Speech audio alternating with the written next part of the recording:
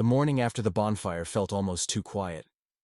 Hunter was already up when I cracked my eyes open, humming some off-key tune while standing at our tiny kitchenette, barefoot, flipping eggs like he'd done it 100 times before. He looked completely at ease, like we hadn't just held hands in front of half the campus. Like nothing had changed. "Hey," I mumbled, sitting up and rubbing my eyes. "Morning, sleeping beauty," he called over his shoulder, flashing a grin. "Want scrambled or fried?" That's when I noticed he was using my mug, the one with the little cartoon owl on it. He always teased me for it, said it looked like something a grandma would drink tea from. But there it was in his hand, filled with coffee, like it belonged to him now. Maybe it did. "Scrambled," I said, my voice hoarse. "Thanks." He nodded and went back to cooking, casually tossing a slice of bread in the toaster. I watched him move, the way his shoulders rolled beneath the fabric of his sleep shirt, how he scratched the back of his neck while waiting for the eggs to firm. He looked like someone who belonged in my space, in my life. But the moment from last night, the hand-holding, the warmth between us, it was still pressing against my chest, unanswered. I kept waiting for a conversation that didn't come. "Did you sleep okay?" he asked, sliding a plate toward me. "Yeah," I said. "You?" He nodded. "Out like a light. Guess fire pits and rumors wear me out." I offered a soft laugh. He smirked, but something flickered behind his eyes. We sat across from each other, quietly chewing. I kept sneaking glances at him, trying to read between the lines of his calm demeanor. Everything felt normal. But that was the weird part. Too normal. After everything that had passed between us, the shared bed, the late-night talks, the way he held my hand like he meant it. Shouldn't it feel different? Or maybe I was just overthinking. Again. "Plans today?" he asked between bites. I shook my head. "Just studying. Maybe laundry if I'm feeling brave. Let me know. I've got some stuff to toss in too." "We could tag team it?" He smiled, and I tried to smile back. Tried to act like I wasn't secretly unraveling. Because here's the thing. I didn't need him to call me his boyfriend. I didn't need fireworks or confessions or handwritten notes. Just needed to know what this was. Were we still just roommates? Best friends? Something in between? And if we were more, why wasn't he saying it? Later that afternoon, I was at my desk pretending to read. Hunter was lounging on his bed, scrolling his phone with one leg kicked up, music playing softly from his speaker. Suddenly, he looked up. "Want to order Thai later?" "Sure," I said. "You always say that when you're distracted." I blinked. "I'm not distracted." He raised an eyebrow. "Then what's eating you?" I hesitated, then decided to push, just a little. "Are we going to talk about last night?" He didn't answer right away. Just sat up, locked his phone and looked at me fully. "I figured we'd just go with it," he said. "Did it feel wrong to you?" "No," I said quickly. "Not at all. It felt good?" I nodded, heart thudding. He leaned back against the wall, arms crossed. "I'm not great at this stuff, Corey. Labels, expectations, making it all neat and pretty." "I'm not asking for a label," I said quietly. "I just want to know, if I'm imagining this, whatever this is." His face softened. "You're not imagining it." That should have been enough. Maybe it was. But a part of me still ached to hear something clearer, firmer, something I could hang on to during the quiet, uncertain moments. He stood and crossed the room slowly. Stopped in front of me. His hand brushed over my shoulder as he leaned down. "You're the only thing that's felt real since I got here," he said. "Let's just take it one day at a time." Then he bumped his forehead lightly against mine, a quiet touch, warm and deliberate. I nodded, eyes closed. One day at a time. It wasn't the answer I thought I needed, but maybe it was the only honest one he could give. "Hey, you want to come to the scrimmage later?" Hunter asked it so casually, like he was offering me a bite of his sandwich, not inviting me into the middle of his very public, very athletic world. I blinked. "Soccer?" "Yeah. Co-ed thing. Just for fun. A bunch of us meet near the south field around 5. No pressure. Just Thought it might be cool if you came. He shrugged, looking down at his phone like it didn't matter either way. But I saw the twitch in his jaw, the way he glanced at me out of the corner of his eye, like it mattered more than he'd admit. Sure, I said. I'll come watch. Not watch, he corrected, grinning. Play, I groaned. I have the coordination of a traffic cone. I like traffic cones, he said, nudging me. Bright, stubborn, hard to ignore. The south field was buzzing by the time we got there. Guys and girls already warming up, someone blasting music from a speaker. I stood off to the side in my hoodie and joggers, clutching a water bottle like it was a shield. Hunter, of course, fit in effortlessly, tossed his jacket aside, stretched like he was posing for a magazine, then jogged over to the center of the field. People called his name, slapped him on the back, pulled him into side conversations. He looked alive out there, in his element. Confident, easy, loud in a way I'd never be. I stood alone near the edge, pretending to check my phone while internally wondering if I'd made a mistake coming. Then someone nudged me from behind. You Hunter's roommate? I turned to see a guy I vaguely recognized from the dining hall. Broad shoulders, backwards cap, way too much cologne. Yeah, I said. He smirked. You dating him or just borrowing his clothes? Heat rushed to my face. I opened my mouth. No idea what I was about to say. But I didn't have to. Hey, Hunter called out, suddenly right behind the guy. You done being weird, or should I bring my cleats over and fix your attitude? The guy laughed it off, raised his hands in mock defense, and jogged away. Hunter turned to me, brows raised. You good? Yeah, I said, voice quieter than I meant it to be. Thanks. He stepped closer. You sure?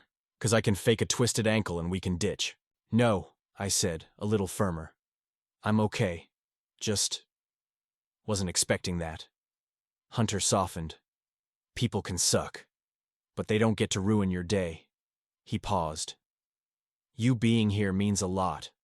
More than I know how to say. I nodded, swallowing hard. I just didn't want to embarrass you. You couldn't if you tried, he said, and jogged back to the field. He kept checking on me during the game. Little glances, small smiles. At one point, he jogged over, handed me his hoodie, and said, You look cold. It was warm from his body. I didn't take it off until I was back in our dorm that night. Later, we lay on his bed, side by side, our legs tangled up, soft music playing from his speaker. The kind of music you only hear when you're not really listening. I'm glad you came, he said. I felt like a fish on roller skates. He chuckled. You were fine, and you looked good in my hoodie. I turned my head toward him. His eyes were closed, lips barely curved up. You're good at this, I said softly. At what? Making people feel like they belong. He opened one eye.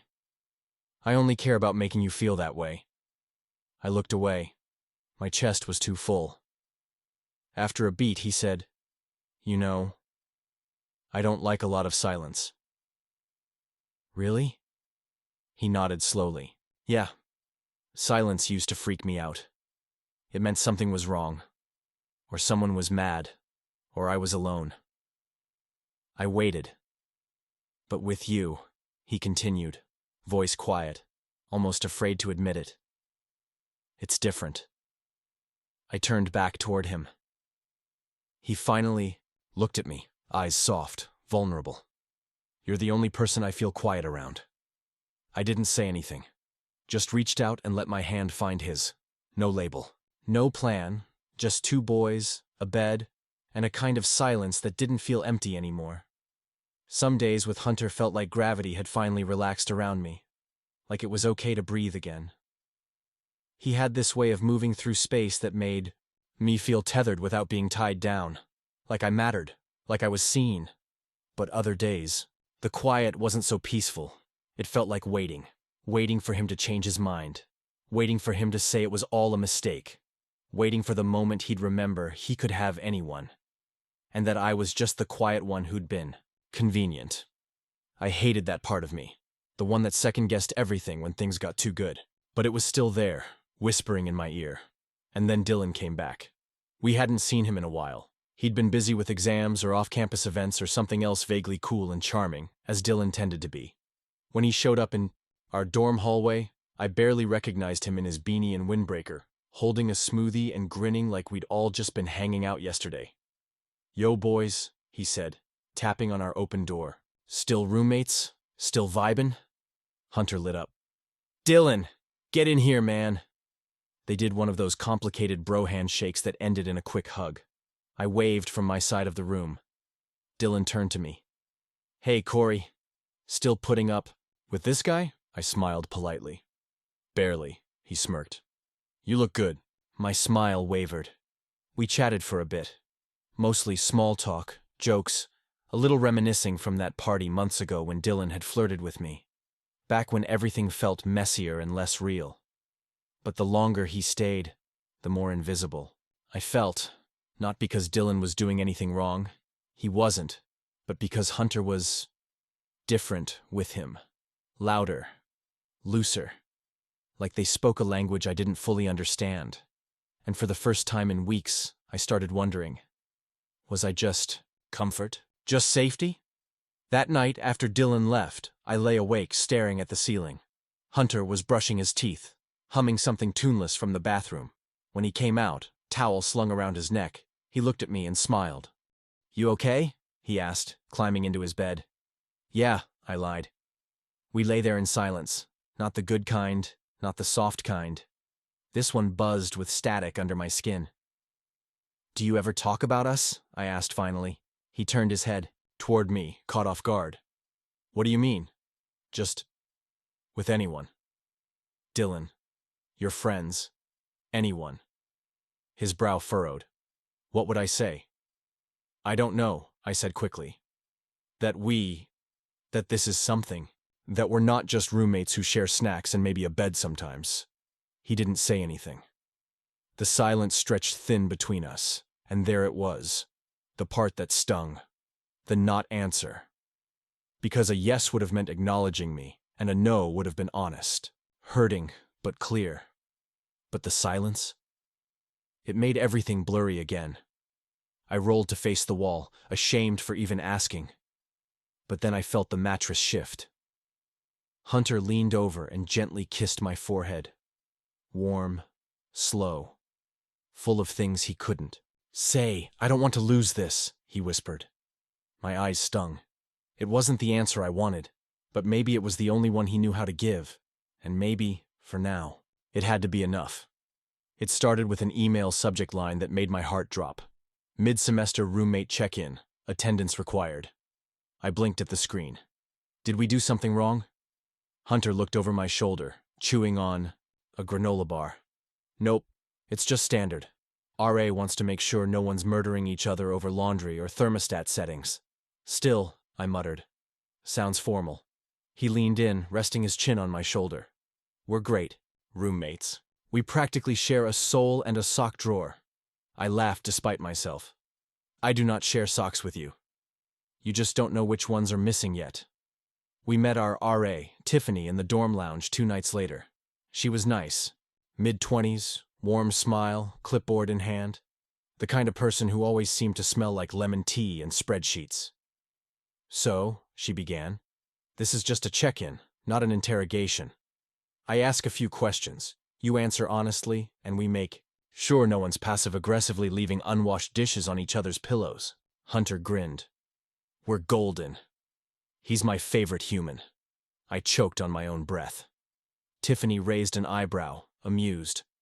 "That's unusually glowing." "I'm a generous guy," Hunter said casually, nudging my leg under the table. "Seriously though, he's clean, quiet, and tolerates my singing. What more could I ask for?" I cleared my throat. "He steals my hoodies and uses my coffee mug like it's a birthright." "Emotional support mug," Hunter said, shrugging. "Don't blame the owl." We all laughed, and the rest of the meeting was mostly a blur of jokes and light teasing. Tiffany gave us gold stars, metaphorical ones, and said we were one of the most functional roommate pairs she'd seen all semester. When we got back to our room, I tossed my bag on the floor and kicked off my shoes. "Favorite human, huh?" Hunter flopped onto his bed, hands behind his head. "It was either that or emotional support twink. I threw a pillow at him. He caught it and held it to his chest. I meant it, you know. I paused. Meant which part? He looked at me, not smiling now. The favorite human part. Something in his voice made me sit down slowly on the edge of my bed. I used to hate the idea of dorms, he said. Thought it'd be like prison with laundry privileges. Loud guys, bad smells, no privacy. And now? I asked. He hesitated. Now I go to sleep knowing someone's breathing steady across the room. Someone who doesn't expect me to be anything but me. He was staring at the ceiling like it hurt to look at me while saying it. Like if he did, he'd lose his nerve. I didn't know how much I needed that until you showed up. I stayed quiet. Not because I didn't have things to say, but because I knew silence, this time, meant more. In that moment, I realized something I hadn't let myself believe before. Hunter chose me, not out loud, not in front of crowds, but in the small ways, in the borrowed mugs, the shared playlists, the way he'd always drift a little closer during movies, the way his hoodie always ended up on my chair. He might not have said the words, not yet, but they were there, written into every ordinary moment we shared. I got up, walked over, and sat beside him on the bed. "You're my favorite human too," I whispered. He didn't answer. But he reached for my hand and held it like he never planned to let go. I noticed the change before I could explain it. At first, it was just small things. Hunter skipping breakfast, and not in the usual overslept kind of way, but in the I don't want to talk kind of way, or how he'd get these texts late at night and turn his screen away, jaw tightening while he typed fast, never saying a word. He stopped playing music when we studied, stopped teasing me about stealing his charger. He even left his side of the bed cold a few nights, saying he was tired, just needed space. He didn't look angry. He didn't look annoyed. He looked somewhere else. And the worst part? I didn't know how to ask what was wrong without sounding like I didn't trust him. I told myself to be patient. But patience is hard when the person you've quietly given your heart to starts disappearing in front of you. It hit a breaking point. On a Thursday, I was sitting at my desk, eating dry cereal straight from the box. Hunter was across the room scrolling his phone again, his leg bouncing, his thumb moving too fast, too hard. Then suddenly, he stood up, grabbed his jacket, and headed toward the door. "Hunter," I called. He stopped but didn't turn. "You, okay?" I asked. "Yeah," he said. "Just need some air." The door shut behind him before I could say another word. And for the first time in months, our room felt like a stranger's. I couldn't focus on anything after that. Not class, not assignments, not the texts from my friends reminding me about study group. All I could think was, he's pulling away. Had I read it all wrong? Had I made something out of nothing? Was I just a comfort blanket he was outgrowing? The time he came back hours later, the lights were off and I was curled under my blanket, pretending to sleep. I heard him come in, sit on his bed, heard the creak of the mattress, the soft exhale like he was holding in too much. Then silence. Not the safe kind, the kind that made your chest feel too small for your lungs. It wasn't until the next night that the dam finally broke. We were in the room again, both of us sitting in that thick, awkward quiet. I was reading, or pretending to, and he was lying on his side, facing the wall, barely moving. Then I heard it. Not a word. Not a sob. Just a breath that broke in the middle. I looked over. He was curled up, one hand gripping the pillow so tightly, his knuckles were white. His back was shaking. "Hunter?" I whispered, stepping down from my bed. He didn't move. I crossed the room and sat beside him, gently touched his arm. He flinched. "Don't," he muttered. "I'm not going anywhere," I said, voice low. "You don't have to talk. Just let me stay." That did it. He turned, face wet, eyes red-rimmed, and I saw it. All the pain he'd been bottling up. All the weight he'd carried in silence because he didn't want to hand it off to anyone else. "My sister's in the hospital," he said quietly. "Car accident. Back home." My heart sank. "She's stable, but it was bad." I've been texting my mom and dad nonstop, trying to get updates. And I couldn't afford the flight to go back. I didn't know what to do. His voice cracked halfway through. I didn't want to dump it on you, he added, barely audible. You already carry enough. I didn't even think. I just leaned forward and wrapped my arms around him. He clung to me like I was the only thing anchoring him to the ground. We didn't say anything for a long time. There was no advice to give, no fixing it. Just presence.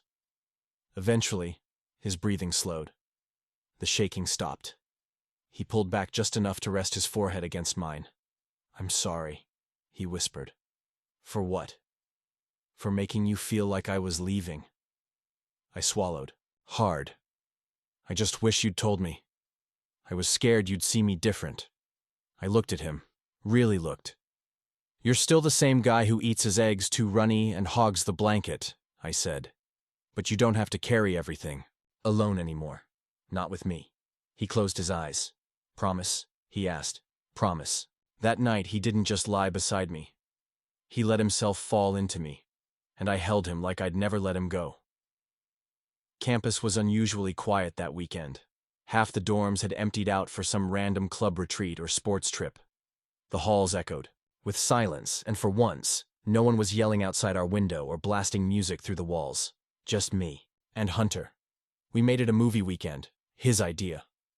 We dragged both our blankets onto his bed, ordered pizza, and watched old comedies until our faces hurt from laughing. By Sunday morning, I'd forgotten the rest of the world existed. It felt like we were in a snow globe. Still, sealed in, untouched. By afternoon, the movie was playing in the background, forgotten. Hunter lay stretched beside me, head tilted, one arm draped casually over his stomach. I was sitting upright, sipping cold coffee, but mostly watching him. I think you've officially ruined this bed for future roommates, I said. He cracked one eye open. Good, it's ours now. I swallowed hard. That word, ours, hung in the air longer than anything else he'd said. You ever think about next year? I asked. He turned his head toward me. You mean like rooming again? I shrugged. Maybe. Or just where we'll be. He didn't answer right away, but he reached out and tugged the blanket closer around my shoulders like it was second nature. It was late when it happened. The TV light flickered across the room, playing some muted sci-fi flick we weren't really watching. I had drifted sideways on the bed, my shoulder brushing his. Neither of us moved. We talked about nothing for hours. Favorite cereals, dumb middle school memories, his sister's favorite band. The first time I ever tried coffee and nearly choked. Then a quiet fell between us. Not heavy, not awkward. Just deep. Hunter turned toward me slowly. I felt it before I saw it. His hand found mine. A soft, uncertain hold. I turned to face him. His face was closer than I expected. Close enough that I could see the tiny scar near his eyebrow. Close enough to count his lashes. Close enough to feel his breath mix with mine. He leaned in. I didn't move. Not away. Not forward. It was slow, careful, like we both knew we were crossing a line we couldn't uncross. Then, bzzzt, bzzzt. His phone buzzed loudly against the nightstand, rattling like a fire alarm in a silent church. He pulled back instantly, blinking, breathing hard. The moment shattered. I stared at the ceiling while he sat up and checked the screen. He didn't answer, just silenced it and turned the phone face down. Silence again. But different this time. Fragile. I'm sorry, he said, barely above a whisper. You don't have to be. He sat there, elbows on his knees, fingers locked. Then, finally, he spoke. That scared me, he said. How much I wanted it. I looked over at him, heart thudding in my ears. You scare easy, I tried to joke, but my voice was too soft to land it. He smiled anyway, tired and lopsided. I've never had something feel that real and not be completely terrifying. I slid closer, our shoulders brushing again. I'm not in a rush, I said gently. I'm not going anywhere. He looked at me then. Really looked. And in that gaze was everything he didn't know how to say. Trust, fear, want, hope. He laid back down, pulling me gently with him. We didn't kiss. We didn't even talk after that. We just stayed there, tangled in blankets and breath, holding the space between us like it meant something, because it did. Even if it was almost. It started small. The kind of whispers you feel before you hear. Someone in psych class nudged the person next to them when we walked in together. At lunch, a girl from Hunter's intramural team raised her eyebrows and smirked as we passed. And in the dorm lobby, I caught a group of guys pretending not to look, but definitely looking. Rumors had finally caught up with us. No one said anything directly, but the questions floated in the air like dust in sunlight. Are they? Did you hear? No way. Hunter? It wasn't exactly unexpected. We'd never been subtle. The way we shared headphones. The long stretches we spent lying on. The same bed. The late-night vending machine runs where he always waited for me outside the bathroom like a puppy on watch. Still, I wasn't prepared for how it would feel. It wasn't fear. It wasn't shame. It was something quieter.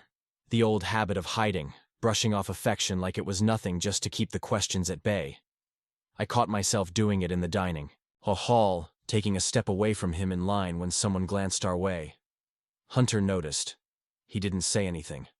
But later that night, he tossed a sock at my face while I was folding laundry and said, "Do you care if they talk?" I looked up. Care about what?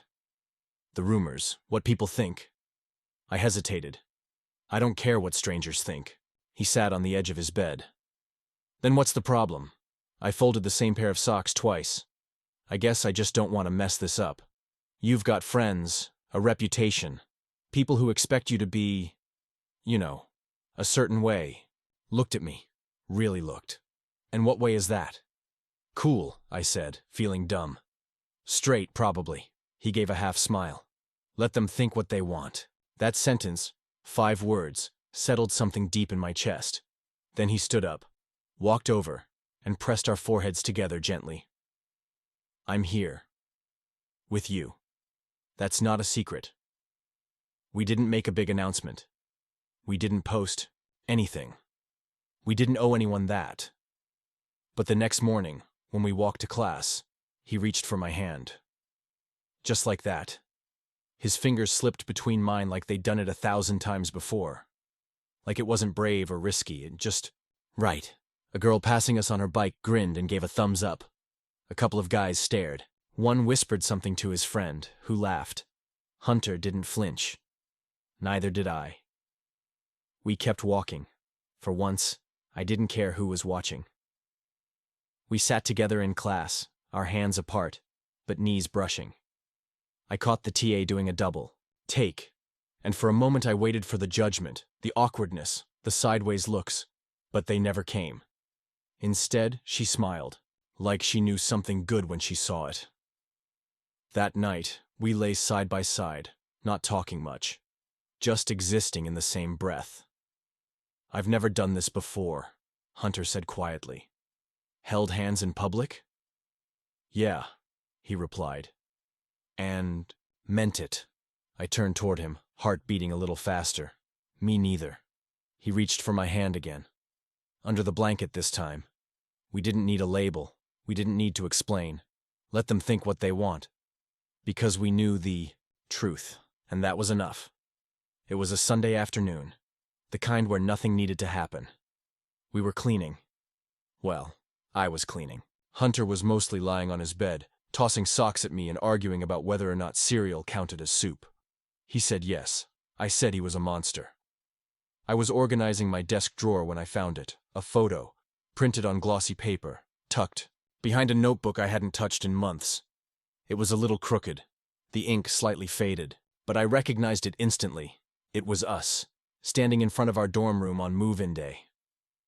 I was clutching a cardboard box, wide-eyed and awkward in an old hoodie. He was beside me, grinning, shirt half untucked like he didn't care about anything in the world. I turned to him, holding it up. You printed this? Hunter sat up, a little sheepish. Yeah, I meant to frame it or something. Forgot. I stared at it again, heart full. I looked so nervous, I said. You were, he replied gently. He got off the bed and came over, standing behind me, arms brushing mine. I kept that picture, he said, softer now. Because that was the day my life changed. I turned. He wasn't smiling. He was just looking. Honest, raw, maybe a little scared. You walked in, all quiet and polite, like you didn't want to take up too much space, he said. And then somehow, you became the safest space I had. My chest ached in the best way. I didn't know what to say, so I leaned into him, let his forehead rest against mine. I was never just your roommate, I whispered. No, he said. You were never just anything. That night, we didn't do anything different. We brushed our teeth, argued over whose playlist was playing, while we folded laundry. Hunter insisted we order takeout even though we had groceries. I gave in. Of course I did. When the lights were off, we found each other again, his hand in mine beneath the blanket. No tension, no guessing, just warmth, steady and sure. I looked over at him, barely able to see his face in the moonlight cutting through the blinds. You awake? I whispered. I smiled. Good. Why? He mumbled. Because if you weren't, I'd have to say this. To myself. He opened one eye. Say what? I squeezed his hand. I moved into college expecting a roommate. He turned toward me fully, waiting. I finished quietly. But I found the person I never knew I needed. Hunter didn't reply. He just pulled me closer. And somewhere between our laughter and late-night conversations, between movie weekends and silent stares that said more than words ever could, I realized we'd built something. Something real. Something soft. Something ours.